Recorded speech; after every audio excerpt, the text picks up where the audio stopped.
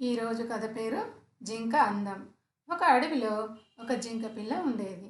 అది తన అమ్మా నాన్నలతో కలిసి హాయిగా జీవిస్తూ ఉండేది.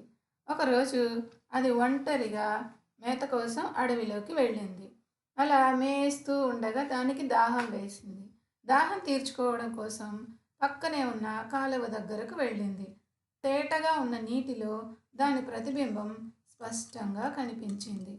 అది నీరు త్రాగడం మానేసి తన ప్రతిబింబాన్ని చూసుకుంటూ నిలబడింది. ఆహా! ఎంత అందంగా ఉన్నాను! పెద్ద పెద్ద కళ్ళు, తమలపాకుల్లాంటి చెవులు, బంగారు చుక్కలతో మిలమిలా మెరిసే చర్మం ఇంకెవరికైనా ఉంటుందా?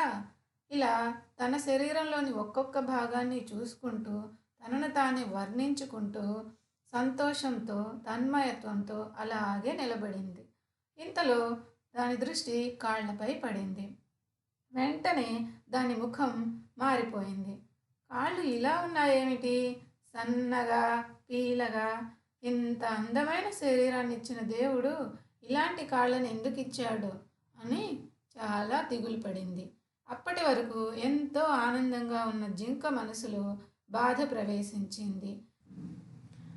అప్పటి వరకు ఎంతో ఆనందంగా ఉన్న జింక మనసులో బాధ ప్రవేశించింది. ఆ చిన్న లోపం కూడా లేకుండా ఉంటే ఎంత బాగుండునో కదా అనిపించింది దానికి. ఇంతలో ఏదో ప్రమాదం రాబోతున్నట్లు పసిగట్టింది. ఎవరో వేటగాడు రహస్యంగా చెట్టు దాపులో ఉన్నట్లు దాని మనసు హెచ్చరించింది. కనీసం తల తిప్పి కూడా చూడకుండా ఏ దిక్కు వైపు నిల్చుందో అదే దిక్కున ఒక్కసారిగా పరుగు తీసింది. వెనుక ఎవరో అనుసరిస్తున్న అడుగుల శబ్దం వస్తున్నట్లు గమనించింది. చెంగు చెంగున అంగులు వేస్తూ వేగంగా పరిగెత్తింది జింక. అలుపు లేకుండా సురక్షితమైన ప్రదేశం వచ్చే వరకు అలా పరిగెడుతూనే ఉంది. ప్రమాదం తప్పిపోయిందని గ్రహించి పరుగు ఆపేసి ఒక చెట్టు కింద నిలబడింది. అమ్మయ్య, ఎంత గండం గడిచింది అనుకుంది. ఆ గండం నుంచి తప్పించిన తన కాళ్ల వైపు చూసుకుంది. అంతకుముందు ఎంతో అందవికారంగా కనిపించిన తన కాళ్ళు ఇప్పుడు బంగారు కడ్డీల్లాగా ఎంతో అందంగా కనిపించాయి.